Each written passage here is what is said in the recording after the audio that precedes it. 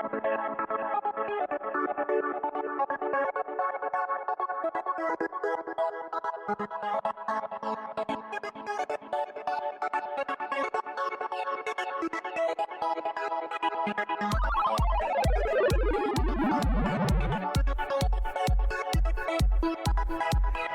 turn to page 87 of the instruction booklet.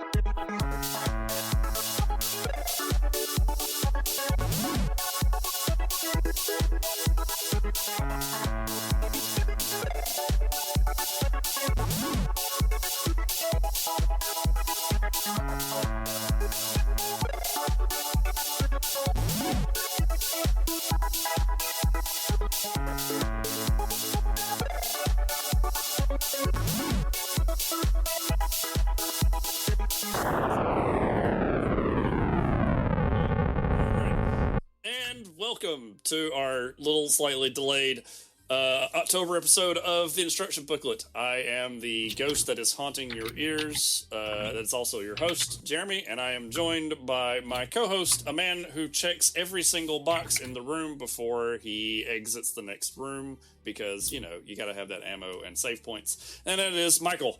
What's up, Michael?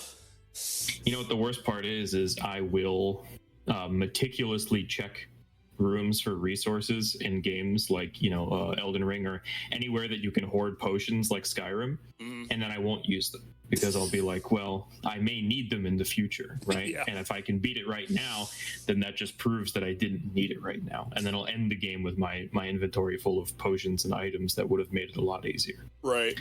I did that in Quake 4. There's like the most powerful gun in the game, and I didn't use a single bit of its ammunition because I kept hoarding it, thinking I'm gonna need this at some point. And then when I got to the final boss, my most powerful weapon in the game was had 400 rounds, and I just annihilated the final boss. Yep. But that's what years of playing Doom games have done for me. I've tried to overcompensate in recent years. Mm-hmm. Like, I know that I have this tendency, and so actually, in some of the more recent games that I've played, I try and intentionally let myself be more wasteful, but then sometimes it ends up actually being a problem. And so... Okay. Well, you know, as always at the beginning of our episodes, just, Michael, what you been up to lately? What you been reading, watching, you know, ingesting in terms of media or video games? Oh, well, I've been playing a lot of Mortal Kombat 1. Mm-hmm. It is a very fun and I think well-designed fighting game at its core that is plagued with all sorts of polish issues that really just are kind of, I don't know, like the game could have used a couple more months in the oven, possibly. Weird bugs like port priority, like player one actually has an advantage even online in Mortal Kombat 1, which is like ridiculous. Oh yeah, that's not good. And I've been replaying Frostpunk, which is that, you know, like a settlement builder game where it's like a alternate history, Ice Age brought about by the dimming of the sun and the eruption of a volcano. I'm actually teaching a course at my university this semester on science fiction and the environment. But since my area of interest is largely in video games, one of the things that I've been trying to think about over the past couple of months is what the proper way to try and teach a video game in the classroom is. And actually, I want to teach Frostpunk this semester, and I intend to do so. It's on the syllabus.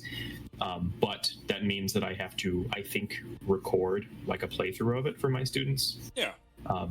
Rather than, you know, I could invite them to play it on their own, but I do think as far as class discussion is concerned, it's easier for me to curate exactly what it is that they're seeing about the game as a text if I give them a video. But unfortunately, I'm bad at the game, and so I spent 3.5 hours the other night trying to do a playthrough, only for the run to tank in, like, I don't know, probably the last 30-minute stretch. Oh, that's not fun. Yeah, so I got to do it again at some point. Okay. Yeah. Watched anything good recently? Yeah, I've been catching up on The Boys. I let myself fall behind sometime early in season 2, and now that Gen V is coming out and The Boys is, Homelander is going to be in Mortal Kombat 1, which I'm very excited for, alongside Omni-Man, which I'm even more excited for. Oh, yeah. I figured it was time to just catch up. I've been wanting to watch something again recently, so. That reminds me, they're like, we're supposed to be getting that second season of Invincible soon. Yeah, very soon. I'm hopeful. I think Robert Kirkman has actually said he could see the show going for anywhere from 6 to 8 seasons. Wow. Having read all the comics, I think he's right. Though I do think that with a very efficient storyboard plotline thing, you could probably do 6 seasons. I feel like 8 might be a little long, but it depends. Yeah, that sounds fun. Yeah. What about you? I've been knee deep in Armored Core. Nice. It's been a lot of fun. It was so funny because I told myself I wasn't gonna do any crazy customization stuff. I was just gonna play through the game and then tinker with designing cool mechs. And then I wound up building Gundam heavy arms, and then I wound up making a design for Chopper from Rebels. Nice. Just as to be goofy, and then I started making one for Gojo from Jujutsu Kaisen. Nice. I just wanted to do silly stuff, but the game is super tight. I really like the controls. What sold me on finally just pulling the trigger and buying it, I was gonna get it at some point, but what prompted me to get it early was I read a review where someone said it's just a bullet hell, and I was sold. I love bullet hells. So yeah, I've been playing that. I've been playing, with it being October, I started my first stream episode of Hollow Knight. I'm going to try and do the 112/120% Nice. run. And then, I'm trying to think, I was playing something else. I'm still playing a little bit of Bleak Sword DX. That game's been kind of fun. It's my feeling, scratching that itch of a Souls-esque game. And mostly been watching. I've been just watching a lot of anime. I finished Ahsoka and started Loki, and then Nice. Reading. I'm working my way through the second book of the Southern Cross trilogy right now. Southern Reach. Yeah, Southern Reach. Thanks. It's different. It definitely reads a lot different from the first book. Oh, it's so different. I've encouraged my students to read it because they just read Annihilation 2 weeks ago. Yeah. And it's really weird having read Annihilation, and there are parts of the second book of Authority where it's some of the reports don't line up, and I'm just okay, what's going on here? Fun stuff like that. Oh, and I finished I finished the other Blake Crouch book that I was reading called Recursion. That was phenomenal. Nice. It was a book talking about memory and how we map memories in our brain. In a weird sci-fi way, so that sounds interesting. I highly recommend it, and if you read it and you enjoy it, go read his other book called Dark Matter, because it's also amazing. And I promise that I'm not getting paid for any of this. So, but yeah, so I guess talk about a little bit of our episode today. With it being October, we wanted to do something kind of horror, spooky, whatever related, because it's spooky season. And we kind of settled on talking about something that's kind of neat, and we think hasn't been it's been talked on some, but it's something that's kind of cool to us, which is talking about horror and how environmental design can really push and influence horror themes or feels in games. And granted, this may not be entirely a game that's if you're playing a game that's not even necessarily a horror game, but it has sections where the atmosphere of just how well that they did and worked on the environment really kind of helps push that. So, and I think the one we kind of let off with where we both were in agreement is Dead Space. Yeah. The original Dead Space, and even I haven't played the remake yet, is the peak example of amazing environmental design to really push that horror feel. Mm-hmm. I love the sound design in that game. The sound design is really good. The remake, I think the lighting is drastically improved. Nice. On the original. I played the original before I actually played the remake, so I could have it fresh in my head to see kind of what the comparisons were.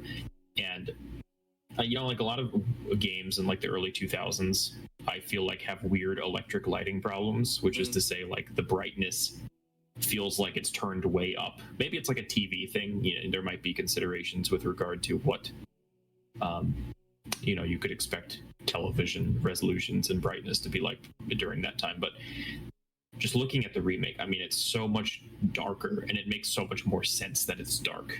Yeah. I guess for folks that don't know or have never heard or played, Dead Space is a game that is a sci-fi horror game where you play as this guy who is going to investigate he is there to repair a downed ship that its whole job is to like crack open planets and harvest them for resources. And his wife was on the ship, and they have lost contact. And they get there, and let's just say things go sideways. There's weird, bizarre creatures that are like amalgams of humans that you have to dismember to kill. So they're not like your typical zombies. So, necromorphs. Yeah, the necromorphs. They look very much like, John Carpenter's The Thing, in that they grow inside of human bodies, and then they end up kind of twisting the carcasses and turning into creatures that, have human anatomy, but are decidedly not human in the way that they use their bodies. Yeah, and the opening minutes of that game is still just like burned into my mind of like walking down a corridor and you could just hear stuff above you like skittering through vents, and the lights are like you're saying, they're flickering, and you can see like shadows of stuff, and it's just like the tension ratchets up in that game so quick. Right. It's a very good game in terms of putting you in a room and making it very difficult for you to figure out where exactly the next threat is going to come from. Especially if you're playing with like good surround sound headphones. You can hear things above and behind you crawling through the vents, but then it'll just disappear until all of a sudden a vent pops out on the other end of the room and the thing charges out at you. Yeah. And just like panic sets in where you're like, you're trying to frantically dismember this thing.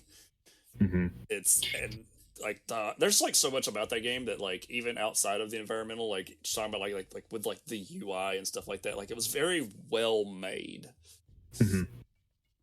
I think two of my favorite things about Dead Space that I think really sell it as probably actually one of the scariest games that I've played, or at least one of the most unnerving games that I've played. I side note, I think I prefer to use terms like, unnerving or unsettling, because frankly, I think scary is kind of like, it's like a hot sauce tolerance thing where it's like, it depends on who you ask. Right. If a hot sauce is hot, it's going to change. The answer is going to change based on who's eating it. I don't find a lot of things scary. I really like certain scary movies. I actually just watched Hereditary again over the weekend. Yeah. I'm less interested in things that cause me to, jump or like get scared, so much as I am with recognizing things that I recognize as being, horrifying. And so Dead Space, I'm just going to say, one of the most deeply unsettling and uncomfortable horror games that I've played. Oh, yeah. For two reasons. I think the zero gravity sections, and this kind of goes into our theme of environmental design, it is terrifying to be put into a large, like, three-dimensional space, and to have, like, your y-axis just kind of turned on its head. I mean, there are sequences in this game where I genuinely do not know which direction is up. I don't know to what direction of the room I'm supposed to be going in. It's actually quite difficult to maneuver. And that really kind of turns up to 11 my earlier claim about you don't know where the next threat is going to come from. Because in a lot of these sections, you're also in zero oxygen vacuum settings, and the sound goes out. And all you can hear is like the muffled sound of Isaac breathing. Yeah. And it's just like the threat. I mean, the enemies can come from anywhere. They can pop out of a vent on, the ground near your feet, a couple of feet away. They can come from above. They can come from anywhere in the room because there's just no gravity. Yeah. And that is so disorienting. I always had to, breathe a sigh of relief when those sections were done because it was genuinely stressful. Also, you made a comment earlier about, how the necromorphs in the game are not like traditional zombies. this is more of a mechanical comment, but I do feel it worth mentioning. Dead Space, especially the original, they've made some quality of life changes to the remake, but the controls are not good. They're not very smooth, and they're not quick and snappy like you would expect a contemporary shooter to be. And on top of that, the necromorphs defy traditional zombie killing logic. So many, I think, media zombie things since the early 2000s, conventional wisdom has been you shoot it in the head because that destroys, the central nervous system, and the bodies just die. Well, yeah, you think about like games like Resident Evil, that's like kind of where they kind of like instilled that in your head. Right. So many games. I think Dead Space is the only obvious example that comes to mind that where it's like, that's actually not what you not want to do. Like, right. You need to dismember the necromorphs to kill them. And so, in fact, shooting the heads is often a waste of ammo. Mm-hmm. You need to shoot the arms. You need to shoot the legs. You need to find any way that you can basically to render their bodies inert or non-threats. And that's how you kill them. And that coupled with, I think, what I would describe as being sluggish controls. And that's not a critique of the game. I actually think that it's a feature of the game that the controls are a little bit sluggish. Yeah, like it was an intentional design choice. Right. It makes the combat sections very frantic. I genuinely feel like I'm not a trained soldier. I feel like I am some dude who is just like, an overworked mechanic who doesn't, you've got the equivalent of like a nail gun, right? You don't have a real weapon for a while, at least. Yeah. And you are now in a situation where you are fighting these otherworldly creatures. I just think it's a masterpiece, really. Yeah, it's like you talk about like with the sluggish controls, and like it's kind of like, there's like a section in the game where it's like a military ship arrives to like help you or like aid you, and they just get completely overwhelmed, and you encounter enemies that actually are fast. And those sections of the game are still like parts where I remember being like, it's like not on top of this, like there are a couple of those zeros G sections throughout that part. There are sections where it's like big open space rooms, and it's like, it's different because the game does a great job of continuing to be like claustrophobic. That is like something like I think really like helps that game, is like the majority of this game is like, it's a spaceship. It's like, think like Alien, where it's like tight corridors. You're fighting things that eat up the entire size of the hallway, and they're really like, emphasizing this, like, yeah, you're just a guy who he was there to fix this, and shit went sideways. Yeah. But like when you get to this military ship, it's like, it's bigger, and now these slow, weird creatures that you were fighting are now fast, and the scramble is such like, it's like, it's a high adrenaline moment, but there's still like that tension and that like uneasiness of like, well, something's different here. Why is this different? Right. What is this space like? And using the environment in such a way like that to where it's like, oh, they present you with something that's like, hey, here's this open space, and you're kind of like, oh, that's great. Oh, but here's this other threat that's going to completely subvert everything else that we've done. Yeah. A lot of the early game, you get coddled into dealing with slower necromorphs, and so I think it's genuinely surprising when they start to really turn up the heat. And it makes it a lot more stressful. Yeah. I think that's something that's like, the element of a good horror game to really like help build that tension and that unsettledness is like putting like what you were saying earlier, like putting someone out of their comfort zone. And then when you give them their comfort zone every now and then, completely just turning it upside down to where it's like, it's no longer a comfort. Right. Yeah. You normally, open spaces are welcome. It's like, I don't, get me out of these corridors, these claustrophobic, like I don't have room to move around. But yeah, Dead Space changes that by giving you these ridiculous, zero gravity sections. Yeah, or these like insane combat encounters. Yeah, I think genuinely the weakest moments of Dead Space are just the boss fights. Yeah, That's they're kind of like generic, like point gun at obvious weak spot and just kind of avoid big attacks. Yeah, I think it's hard to do boss fights well in horror games historically. I mean, that's my opinion at least, but I think, you know, you mentioned Alien. People go back and forth on whether or not Alien or Aliens is like the best movie in the franchise. Mm-hmm. I am a stalwart defender of the original Alien. Same. On the grounds that I think Aliens, while still a good movie, turns into more of an action movie.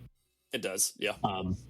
You know, it's just the problem of we've become too familiar with what it is that we're doing. We're too good at surviving. And Dead Space 2 and 3 kind of had a similar problem, where by the time Dead Space 3 came around, it was just like, yeah, you know the drill, right? There's necromorphs, guns.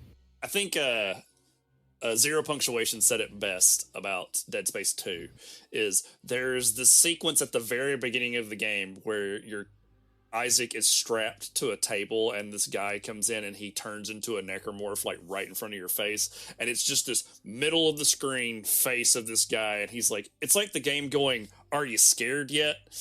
Yeah. Isn't this just scary? And he's like, at that point you've just lost me. Yeah. Like, there's so many sequences in that game that have so many like quick time events, like you're sliding down a tower that's falling and there's this big necromorph tumbling, and I'm like, this is just a set piece out of an action movie. Yeah, Dead Space 2 is far more concerned with spectacle than the original is. I mean, you can definitely tell too by how much they saw that people loved the graphic ways in which Isaac could die in the original. Yeah. And so Dead Space 2 kind of made it a feature of the game that there were so many different interesting death animations. To the point now where even the most recent, you know, Callisto Protocol from the same dev was like selling different death animations as like a DLC pack, which is like ridiculous. Yeah, just make a good game. Yeah. But then it's like, you know, so back to my point, I guess, that's like the boss fights are moments in which the game turns from survival horror into a third-person shooter. Yeah. I think the one exception is the unkillable necromorph that you actually have to like lead into the I think you have to freeze it at first, and then you have to like blast it with the jets from the ship in the second time you fight it. Oh, it's like the Mr. X like nemesis moment. Yeah. I think puzzle bosses, like situations where it's clear that you as, you know, this regular engineer with a plasma cutter are not simply outgunning this insanely powerful creature. You are clearly at a disadvantage, and so you have to run and you have to hide and you have to find some way to turn the tables on it rather than just like shooting it, which is how the other two bosses in the game are fought. Right. And even like the last boss is kind of the same way. It's just big spectacle boss, shoot a couple of weak points and you're done. Yeah. The last stretch of that game, it feels so out of place. Yeah, when you get to the planet, that's the weakest part of the game, I think. Yeah, at that point, it kind of going back to our thing, it loses the environment at that point. Yeah. So, but I think some other good ideas of like games that use great environment to apply the uneasiness or unsettling kind of thing, and this was like one that kind of jumped to my mind, like when I was going through this, was Control. Yeah. Control is, I had heard about it. I never played it, and then it went on sale, and a friend of ours convinced me to buy it, and I'd watched him play it, and then I got to playing it, and I was like, oh my god, this game is like, just the idea of that game, and like, that game isn't scary to me at all. That game is more like fascinating, but like the times when that game starts to get really weird, or it kind of like has that same effect you were talking about within Zero G, because in Control, you're inside this like weird anomalous house that can move and shift. And when there are times in that game when those shifts happen, or the environment has like a drastic change, that it's like it throws me for a loop, and like suddenly I'm out of my element. I don't know what's happening. There's like bizarre things going on, and it's just like it's this complete like upside down moment where I don't know what's happening, and it's this unsettling uneasiness that it gives me. Mm-hmm. So, Control is a very interesting example. I also think it's funny that you're reading the Southern Reach trilogy right now, because when I first played Control, I was very much thinking about Authority the whole time. Oh, okay. Also because the character's name is Control, but maybe that's neither here nor there. Yeah. I think that Control does something amazing. Mm-hmm. Well, first of all, I love the multimedia storytelling in Control. I think that it's possibly the best game that I've seen handle environmental storytelling in terms of hiding information about the game and then the narrative and the world in various things. Like, you can find email memos between employees working at the oldest house. You can find literal live action recorded videos. Yeah. You get phone calls. You can find tapes. I mean, I can't think of another game that uses so many different kinds of media in so many different ways. Yeah. Which, as somebody who's kind of interested in media theoretical research, I was just super fascinating to me.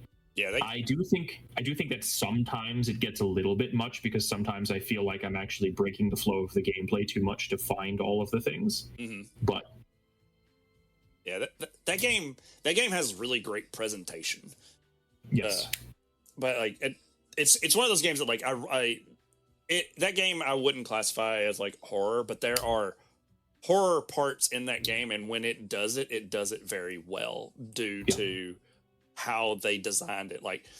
They did the DLC because this was the same people who made Alan Wake. There's the whole Alan Wake section where it's the darkness is literally trying to kill you, and it's this is really neat. There are times when I feel that threat here. Yeah. It's games that can trigger that fight or flight response in your brain from segments like that, I think are really achieving the horror element that we're looking for. Right. Alan Wake is another good example. I think a lot of games benefit in terms of really kind of doing triggering that fight or flight response, either by overwhelming the player, which is something that I think is a feature of the zero gravity sections of something like Dead Space. Yeah. You are having to deal with so much so quickly, and perhaps there's so many options that you're not sure what you should do. Or I think by actually limiting the player's freedom and also limiting their knowledge of what's going on. Oh yeah, for sure. Claustrophobia can really there's a reason it's a phobia like that. Yeah. Well, so not to jump the gun on Control, if you wanted to say more about it, but one of the games that I have here mentioned that I think would kind of go in the opposite direction. So limiting the player's freedom and limiting their ability to have access to the full story and the world around them. I mean, Iron Lung got really popular, I think last year or the year before. Right. Which was this small indie game that kind of blew up on Steam and then blew up again when the submarine imploded earlier this year. Yeah, I remember reading about that. It was morbid, but also kind of funny. Right. Iron Lung is a game in which you are a convict who has basically been sentenced to death, and you are used in a space exploration program. The narrative setup is a little bit convoluted. It's some post-apocalyptic rapture kind of situation, but you are sent down into an ocean of blood on another planet, and you are sealed into a submarine that is designed basically to be your tomb. Yeah. You know that it's a one-way trip to begin with, which is kind of scary because it's deeply claustrophobic. The game itself is actually played from a first-person perspective, where you are playing as this character and you can walk around, WASD, you can look around with the mouse, but actually there's very little room for you to walk around because your entire game world is just the inside of this 5-foot long submarine. Mm-hmm. And the only way that you can see the world outside of the submarine, or rather the ocean outside the submarine, is you have like an old school style camera strapped to the front of the submarine, in which you can take pictures that take like a couple of seconds to develop. And so there's always this delayed response. You know, something could be swimming right in front of the submarine and you would have no idea because you actually don't have a viewing port. Yeah. And at any moment that you decide to take a picture, you actually have to wait like a second or two to see a picture. And it's a static picture. And not only is it a static picture, it's like a low resolution static picture. So oftentimes you can't even be sure what you're looking at. And that is deeply unsettling to me as a player. Right. Because it's like it's taking everything away from you. And the only way you know what's going on is through a really terrible sequence of like, oh, here's this really, is this the thing that's going to kill you? I don't know. Yeah. I do think, I mean, not to get too theoretical here, but like Sigmund Freud writes a lot about the idea of the uncanny. Mm-hmm. And put in kind of very simple terms, the idea of the uncanny is evolutionarily, it's like being unsure whether or not what you're looking at is, you know, a face or like a significant danger and threat or just something normal. You might say that this is the reason that we see pictures of like Jesus Christ's face in Toast or the Shroud of Turin. It's, you know, it's like when you're sitting in bed alone at night and you are looking at a coat rack in the corner of the room and you can't be sure if it's a person in a coat watching you or just the coat rack. Right. And so I think one of the benefits of having bad visuals, bad is kind of an evaluative term, I guess, low resolution visuals in games, is that it makes it so much harder as a player to sometimes tell if what you're looking at is something you need to be scared of or not. In Iron Lung, you take a picture of something in front of you and it's like, is that a creature or is that a, I don't know, like a plant, or is that just like a piece of rubble that has fallen to the bottom of the ocean? I literally cannot tell. Yeah. And that is like scary because it's like you're in this very ambiguous space for a little bit where you actually have to make peace with the fact that you could be in danger, but you have no way of knowing. And that's a very stressful place to be for an extended period of time. Yeah, that kind of reminds me of like one of my like favorite game series was like the Thief games, and they always had like a nice, weird, like kind of supernatural element to them. So in the third game in particular, there is a section of the game called the Cradle, and it like if you ever like you think like the most haunted scenario possible. The Cradle is an abandoned orphanage that eventually had a mental ward built onto it that burned down to the ground. Yikes. Exactly. So the orphanage side of it is actually fairly easy, and there's like you encounter a ghost of a little girl and she's like wanting you to get like stuff. The mental asylum is where shit got weird. So like that's like so this game was kind of a little like low polygons-esque game, and so this game did like a really great, this section of this game did a great job of like really amplifying that like, the unease and like paranoia factor almost is like, I guess would be the best way to describe it. It's because the game is kind of steampunkish, and so there's electricity.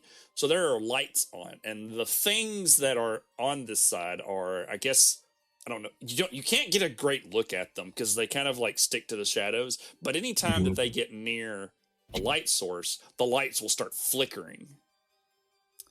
And as for in terms of like an elemental like design idea, that is so good at like just triggering that that fear response, because like your character's like, it's like a stealth game, so you're like sneaking, but then like you notice out of the corner of your eye you start seeing a light flickering, and so you immediately like freeze, and it's like, oh god, is this just like, is one of these things approaching? Is this light having a short circuit? Like, what is happening? What do I need to do? I need to hide like right now.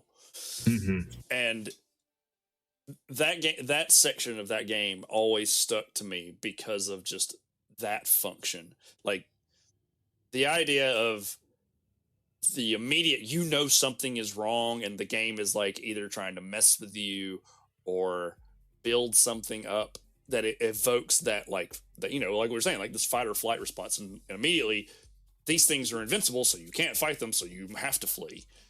Right. And I feel like there are like other games that have, it's even to the day now we have games that have removed your ability to fight back. Mm-hmm. Amnesia was like that.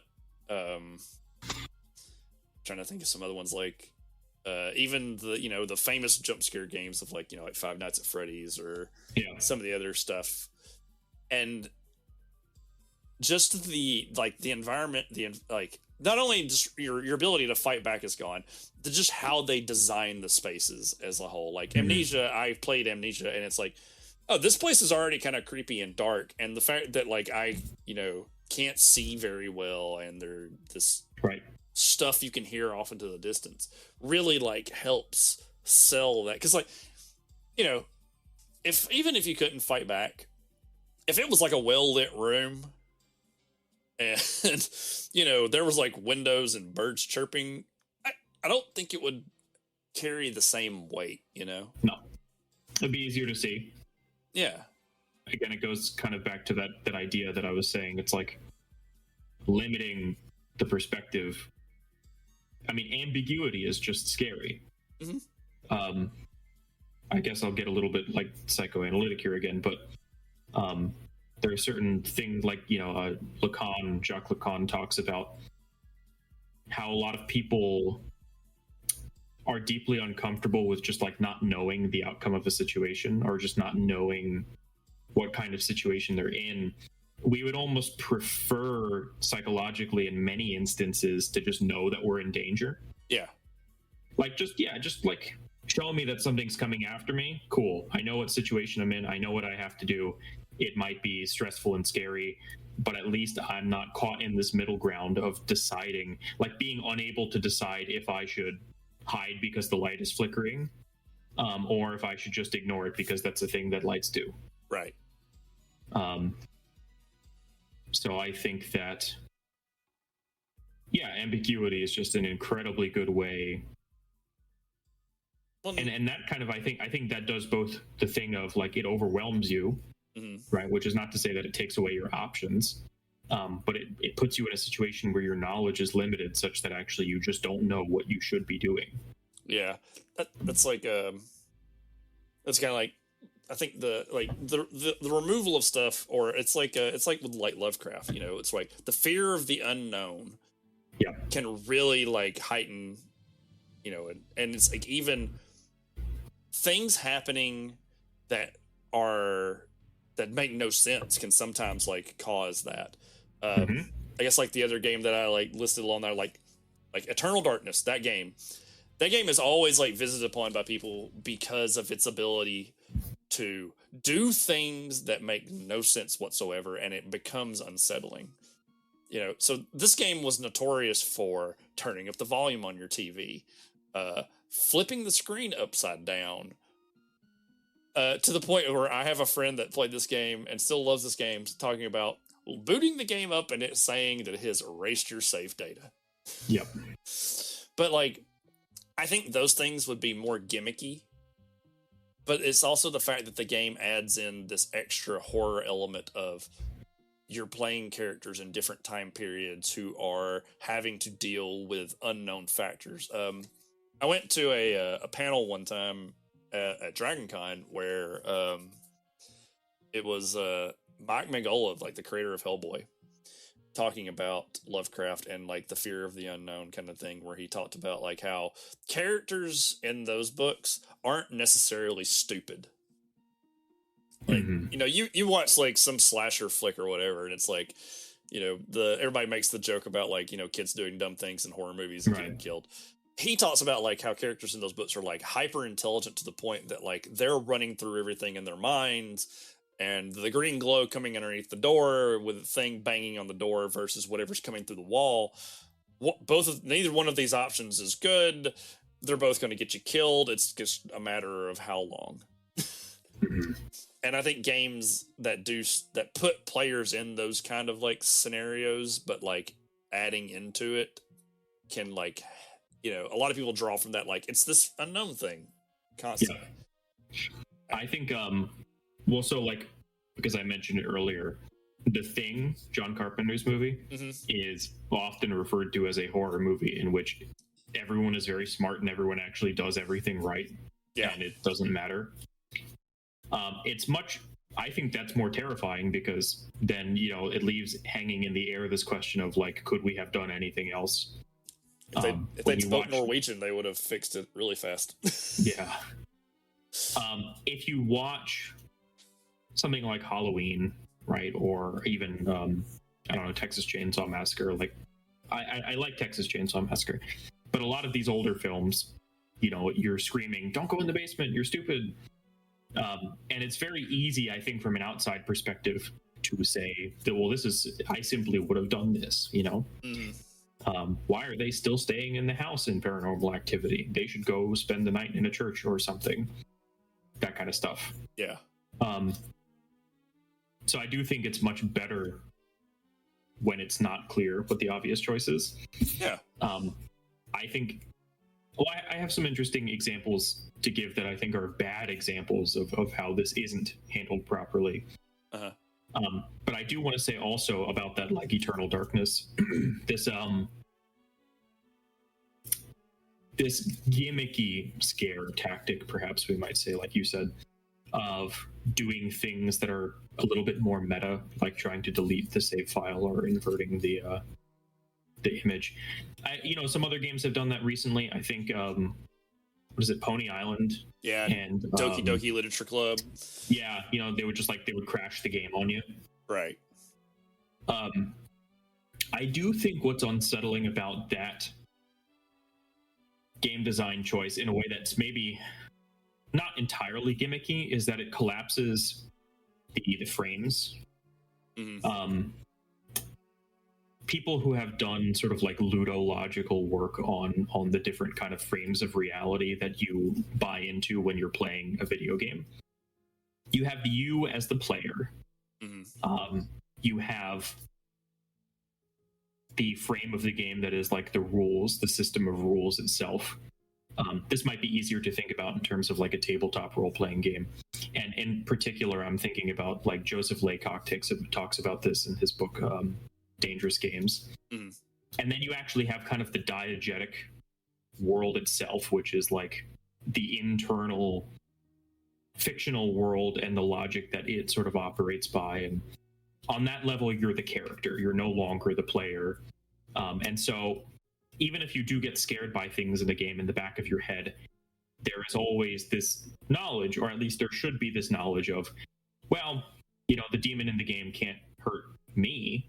It can only hurt the player or the character that I'm playing as. Right. And at the end of the day, the game shouldn't be able to, damage my television or my console or delete my save file. Because again, something like a save file exists on a higher frame of reference than, like whoever the character in Eternal Darkness is. Yeah. One of the things that's scary about that more meta design is that it collapses the frames.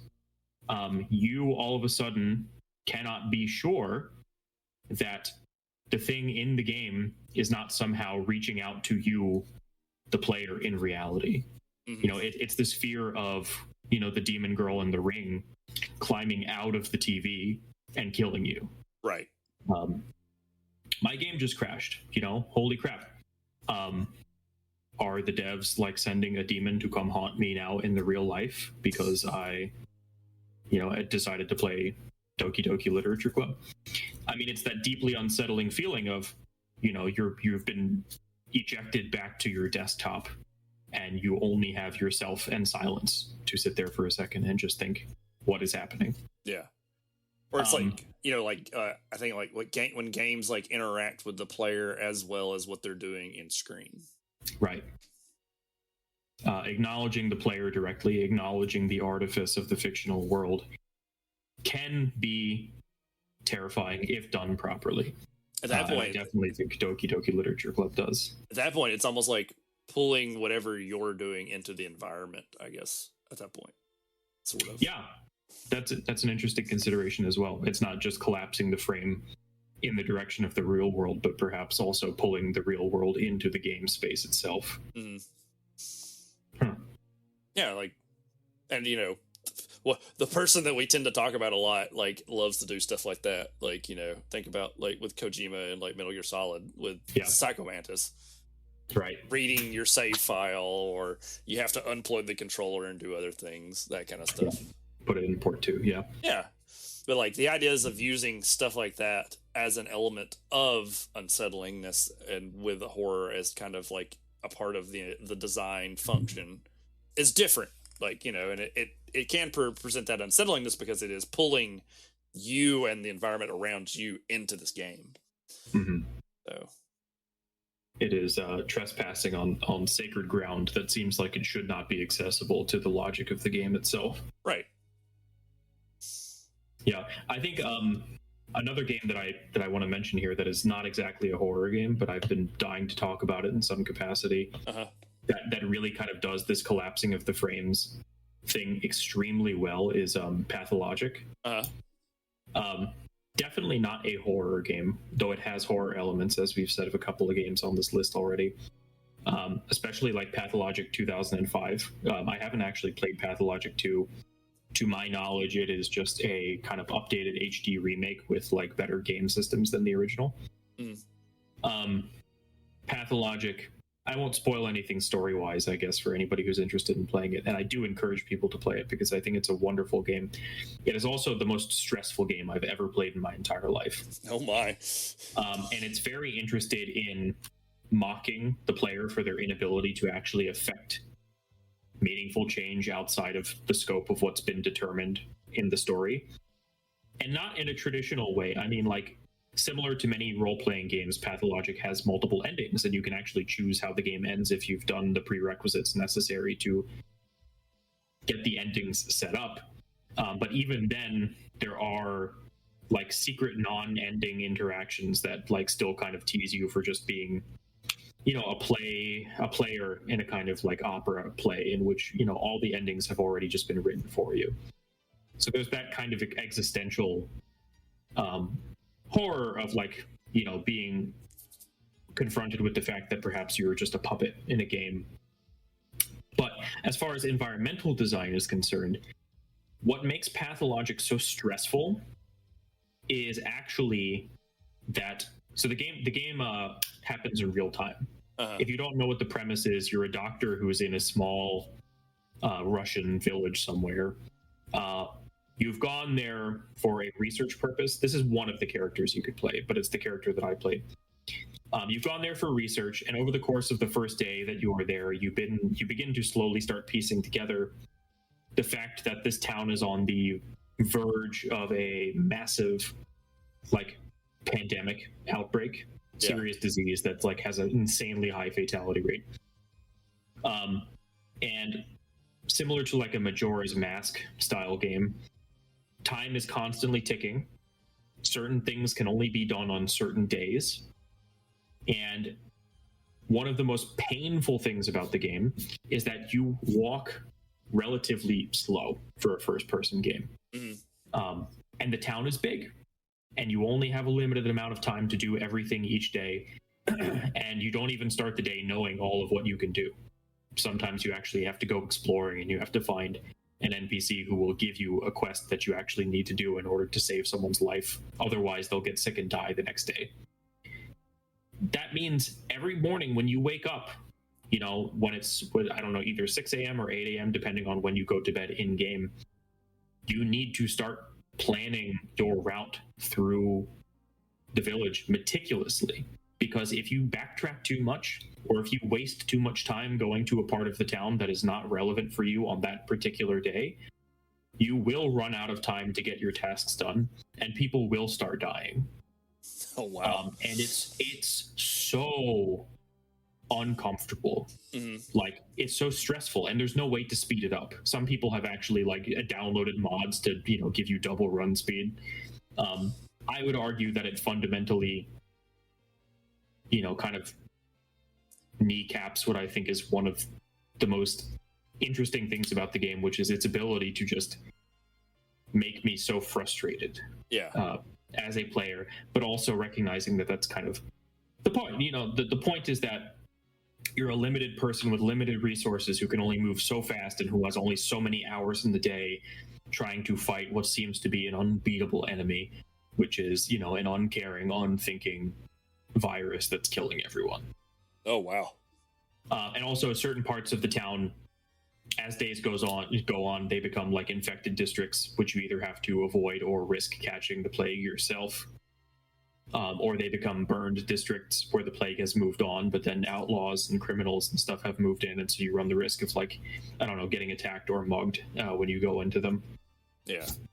It's interesting, and I do recommend people play it at least once. That is kind of neat.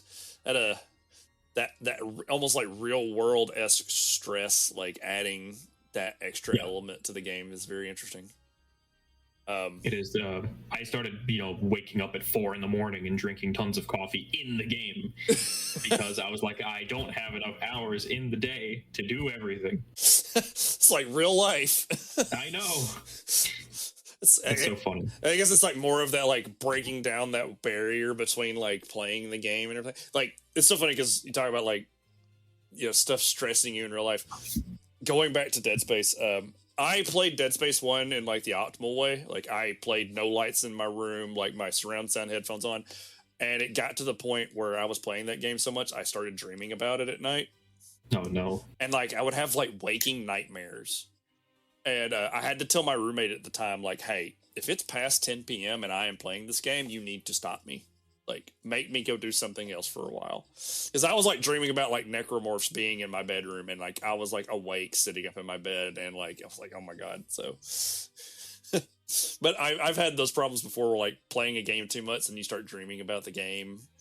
Yeah. So, maybe that's the true horror. I used to dream about combos in Dragon Ball Fighters because I would just spend hours learning certain combo routes and characters. Just like that's the main way I played the game, and so I was dreaming about it for a while. Wow. I think this kind of like lets us bring us to the game that originally kind of sparked this episode. With like I think you, Michael, you'd sent me the video, and then I actually played it. So there's a mod out right now for Doom called myhouse.wad, and if you want to find out a whole lot about it, there are a lot of great videos about it right now. But right now, currently in like pop culture space, kind of what sparked our idea to talk about like environmental horror was like liminal space is like so big right now. Yeah.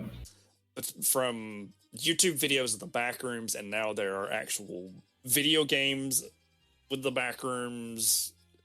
myhouse.wad does this great thing of like making you feel comfortable and then just like ripping it all away from you. And I think that is an interesting elemental like design choice for like environment. It's kind of like and I wrote it in our notes because it's the kind of like I always feel like the progenitor of like the idea of like liminal horror, and that's like House of Leaves. Yeah. House of Leaves is this book. I can't call it a book. I always call it like a work of art because it's so interesting. It's about, a guy finding a tape about a documentary about this house that starts just spawning like hallways and stuff. And what made My House even more interesting as a game is the fact that there's like clues to stuff that supposedly happens in the real world. So it's almost kind of like how we were talking about like with Doki Doki Literature Club and all that, where it's like it's breaking that barrier kind of. Right. Where it's like Doom is a game that has been out for years, and Doom mods have always been around, and suddenly it's like this guy finds this Doom mod and you start playing it and it's really freaky. Like playing through it was interesting. Yeah. I think one of the things that I'll just say, like, I'm not terribly, I'm not old enough to have played Doom 2 or 1 growing up or whatever it's a mod for. Though I did find myself very fascinated by the video. I think, whose channel is it on? Who he talks about? I just want to... myhouse.wad. So if people like want to just like, yeah, I'll make sure to add it to the links. So yeah, that way, Power Pack is the YouTube channel's name. He's got like a 2-hour video. It's really worth checking out. Yes. And one of the things that hooked me, I didn't think I was going to be terribly interested in this because I was like, Doom mod, whatever. But he goes on for a while to actually explain what is traditionally considered possible and what is traditionally considered impossible from a technical standpoint, as far as Doom mods are concerned. And I think, per our conversation of like collapsing frames of reference and like, you know, causing you to really kind of pause and think and wait a second, like, well, what's happening here? Like, myhouse.wad seems to do things that shouldn't be possible for a Doom mod, for like the limited engine that the game is running on. Yeah. Like multi-layered 3-dimensional spaces, and also transforming level designs. Like you walk through a door, you turn around, and all of a sudden the door's gone. I don't know, like the door is gone, or the door that you came through now goes into a different room. That was what interested me, because I was like, how is it happening if it shouldn't be possible? Yeah. Really what it is just, I think the modder was incredibly technically proficient with the mod tools and the game engine itself, but it's really interesting. And they even do stuff for like someone like me who has played Doom, like, and old enough to like, they alter like even like Doom music to make it, it's just enough off that it like, it's uneasy. Yeah. And that was very interesting. It's stuff like that that really like kind of help. Like, I think that's like kind of the thing with like the whole liminal space right now is like it's almost like how liminal space makes people feel. It's almost like reverse nostalgia, or like anti-nostalgia, I guess. Interesting. Where it's like, I know this place, I know where I'm at right now. Like that makes me think like a great example in Dead Space. Now I was thinking about it. Because I'm going to keep coming back to Dead Space. The nursery in Dead Space. Mm-hmm. Like, you get to the nursery and you're like, oh, it's a nursery. This should be like a safe place. And it's not, because those creepy baby monsters still freak me out to this day. Yeah. You know, and it's the idea of taking something that shouldn't be scary and just amplifying it. Like, you know, the whole idea behind the backrooms is like, oh, I think it's one of our friends, but you no clip through reality, and next thing you know, you're in these like sickly yellow hallways that go on for forever. Yeah. So it's it almost combines that unknown, but yet you look at the place you're in and you're like, this, I've seen places like this before. Because, you know, the whole idea of like liminal, like walking down a hallway or something like that, because it's a transition space. But you know those, and it takes that comfort, like kind of like what we were talking about like earlier, and it turns it on its head in a way. And that's why I kind of like was saying like it would be like anti-nostalgia. Yeah, it's like a memory with data corruption, you know? Yeah, like you feel like you should recognize what's happening and potentially be comforted by the memory, but something is like missing, something is like off. But also you can't quite tell what's off. Yeah. So that uneasiness starts to set in. Right. And eventually that uneasiness can turn into like unsettled and like paranoia. And you're like, you know, you're constantly like looking over your shoulder, and it's like, what is setting off this like fight or flight response right here? Right. You're not sure if you're out of the mod yet or not, because you finish myhouse.wad, the second level of Doom loads, you beat it, and then randomly the mod loads itself again. Yep. And then you're back at the weird house. Or it's kind of like what we're talking about, where it's like, my game crashed, and you push yourself away from the desk, and then you get up, and it's like, is the game really over with? Like, right. Am I going to wake up and I'm actually still in the game? Yeah, like that's a really interesting like thought. Now that we've like said this out loud, it's like the idea of like the environment expanding beyond, and like you think about like, could someone design like, if like a game developer like worked on a game with the, you know, and they're working on the environmental like parts of it to add to that uneasiness, because you can make I think you can make a premise that's pretty easy. Like, I really think like the earlier Resident Evil games aren't really scary, but like a lot of people like to point to them where it's like, oh, it's zombie game thing. I don't think it's until like maybe like RE4 and maybe even the newest ones where they really took that they decided to stop focusing on just the random like, oh, it's zombies or stuff, and really decided to take ideas from better environmental designs. It's like I've played a little bit of 7, and that game is claustrophobic as hell. Yes. Like, and that's on top of all of the other weird shit that's happening in that game. That game like really makes you feel uncomfortable. And 8 has some parts of it. I think because of the success of 7, 8 had a lot to live up to, and it still does good parts. Like there's the dollhouse that's really, really good. Yeah. So, but it's interesting to think about like the idea of like breaking down this wall like we were talking about, and like bringing your environment into the game as like an added layer. And like I would love to hear like how the devs like get to that point, like that they decide to do something like that. Mm-hmm. So yeah, that'd be interesting. I guess like another thing to talk about like would be with the terms of like games that don't have horror but aren't really horror games but have great sections of horror would be like BioShock. Like the original BioShock has some really amazing sections that are the environment and the tension that it sets really helps like sell like an uneasiness kind of thing. So yeah, it's been a while since I've played BioShock. I do think that's just off the top of my head, I think that's one of the reasons that the original BioShock is so much better than BioShock 2. Yeah. Is because playing as a Big Daddy, it's like, I'm the scary thing. Right, now I'm the scary thing. I'm the apex predator in the ecosystem. Yeah. I always thought that was a weird design choice.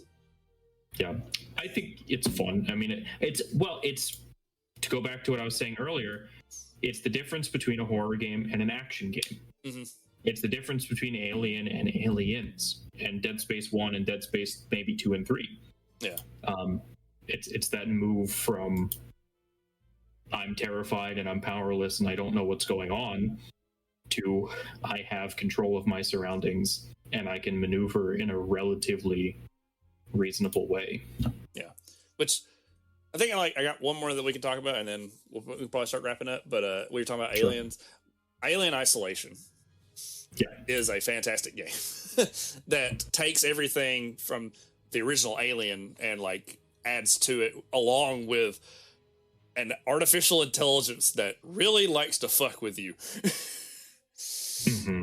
Like, I've seen videos of people playing that game and they've had their microphone on and the alien's walking past them and be like, yeah, keep walking, bitch. And the alien turns around and it's like, oh no. Yeah.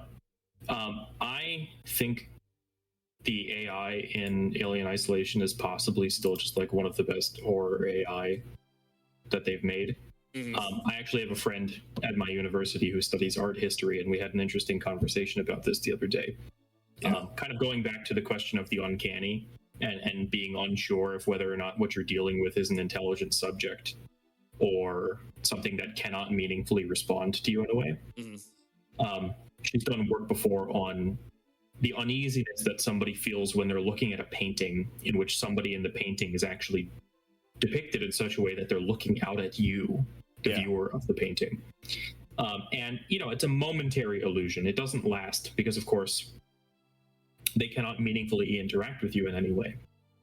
But I think those same considerations, when applied to something like a tremendously smart, arguably smarter than the player in many instances, artificial intelligence that can respond meaningfully to you, I do think that really kind of places it in the uncanny valley, where sometimes the alien is actually so smart that you feel like there has to be somebody on the other side controlling it. Yeah. But conversely, I think that it's not the feeling of something intelligent on the other side controlling it, because like otherwise Dead by Daylight would be a scary game, and it's not. Right. In fact, I had that written down here as one of the examples of a game that seems like it should be a horror game, or maybe at one point was designed to be a horror game. And in fact, it probably feels less scary knowing that it's just, some I don't know, 14-year-old kid on the other side of his parents' computer. Yeah.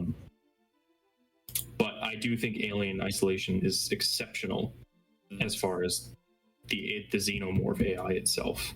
Yeah, and the environment really invokes the original Alien a lot. Which the fun story about the original Alien and the people on the set not knowing about the alien, right?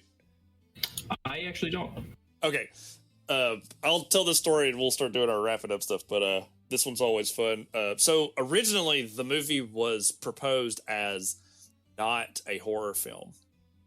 The actors did not know that there were going to be horror elements. So interesting. So the scene with the chest burster, the only people who knew what was going to happen that day was the guy getting it attached to him, the director, and a couple of other people. And apparently, the guy that played the mechanic, he walked in and saw something, but wasn't entirely sure. And so when that scene happened, the woman who plays the medical officer screamed and ran off set. Interesting. And there's even interviews with Sigourney Weaver that after that stuff happened, they didn't know what the alien was supposed to look like. So the scene where she's walking through and it's sitting in the corner and there's the chains hanging and stuff like that. Mm-hmm. She talks about how when the guy stood up in the suit, she was legitimately terrified because she didn't know what it was supposed to look like. And so my favorite, Ridley Scott, good, that's awful to do this to those people, but he wanted legitimate fear responses out of these people. And I'm like, what was the casting call? That's interesting. Movie about space truckers must not have bad heart condition. Yeah, that's funny. So, I have one more game I want to mention if we have time. Sure. One more. Because this is another game that I have been looking for any opportunity to talk about. Okay. Because I think it is criminally underrated. It came out, I think, last year, and it's one of the best games I think I've played ever. Okay. And that is a game called Signalis. Mm. A old school survival horror science fiction game in the vein of one of the first two Resident Evil games. Limited perspective, slow moving enemies, limited ammunition, aiming that requires you to stand still and move and aim for a long time to actually hit things accurately. Yeah. Signalis does so many of the things that we've been talking about today as far as making itself scary. Yeah. It's a game in which resource management can become very difficult as far as making sure you have enough ammunition and enough items. This game really justified the hoarder instinct in me, because I needed every single piece of equipment. If I ended up using a healing thing in that game, it was because I needed to, not because I could have to make it easier. Yeah. But Signalis really, so the idea is you're playing as an android who was sent on a long space voyage with a young girl, who over time you grow very close and end up developing a romantic relationship with. But after 3,000 days or something floating through space, you discover that there are basically no viable colonization planets that you've discovered. Uh-huh. And so the order is given that the girl is to go into cryosleep, and you as the android are supposed to basically decommission yourself. So basically kill yourself. And it ends up being this weird memory corruption thing, where before this can happen, you either crash into a planet. The details of the story get very murky, but the idea is that you as this android are trying to, and you're not even sure if you're the original android or another android unit of the same kind that somehow cybernetically inherited the memories. But all you know is that you have like this weird built-in desire to go rescue this girl from her cryosleep on this weird planet that's also potentially being taken over by some eldritch creature that was like existing in the center of the planet. Wow. You quote unquote beat the game the first time. You get what's called the fake ending. The game ends, you get end credits, you get sent back to the main menu, and from there you can decide to start a new game or just like continue with the same save file. Or I think you actually have to start a new game in order for this to happen. The game restarts, but the opening is entirely different. Not only that, the first level is entirely different and plays out in a different way that then takes you down into a second half of the game that you wouldn't have known about had you actually just stopped playing when you first got the ending. And that's kind of doing this weird, the collapsing of the frame of references thing, because there was like a very strange moment where I was just like, what's happening here? Like, am I going insane? Did I just miss this the first time around? Did I forget about this? And it's like a paranoid response where I'm just like, there's no way this was here the first time and I just didn't see it. Yeah. And it's just a fantastic game. Cannot recommend more highly. If anyone listening, if you like survival horror games and you like good, weird cyberpunk storytelling, I mean, it's like Nier Automata with, you know, Bloodborne story aesthetics and Resident Evil gameplay. So go play it. All right. Noted. I will make sure to add that to the notes as well. So, all right. Well, I guess any closing thoughts outside of go play Signalis from you on environmental horror? No, I think I got it out of my system. All right. So yeah, that'll wrap it up for us. Thanks for sticking with us on this one. I think we had a lot of fun. This was our first time like doing an episode where like our notes were just like bare minimum, and we just decided to just like go in at it. And I think it was pretty awesome. So, but next week or next month, we will be back to usual talking about history. We're gonna do one last leg through the 70s where we talk about mainframe gaming. Yep. Kind of some important stuff before we really bust up into the 80s. So then after that, our December episode will be the obligatory instruction booklet awards show. And that one should also be a lot of fun. Neither of us really know what we're going into and how we're going to do it, but we'll figure it out. We've made it. What, 6 episodes in so far? Y'all can trust us, right? Yeah. 7 if you count episode 0. 7 if you count 0. So quick housekeeping real quick before we do our plugs. The AOSCH extra channel that you normally find us on is going away, and it's going to be rolled over into the main AOSCH channel, which is where you'll be able to find us. So, you know, we're just kind of moving homes for a little bit. Luckily, we don't have to do a whole lot of packing.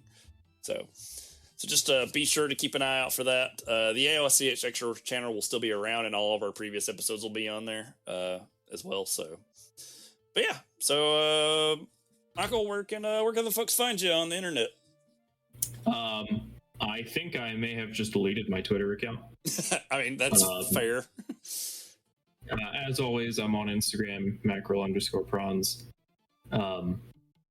But my Instagram's not very exciting anyway, so you can always just find me here. Yeah, you just exist here whenever we turn whenever the episode ends, you just don't exist anymore. Yeah, I go into a weird liminal space in between states of being. What is it Sacco says in Bo Burnham's Inside? Yeah. As for me, you can find me right now. I'm doing a Hollow Knight stream on my Twitch, which is twitch.tv/backwards hero. I'm also on Instagram and Facebook under my art, press art F4, where I've been drawing a lot of little cozy ghosts for the month. I also on Cajun Greatness, which is on hiatus right now still, even though there are a ton of great Nicolas Cage movies like coming out right now.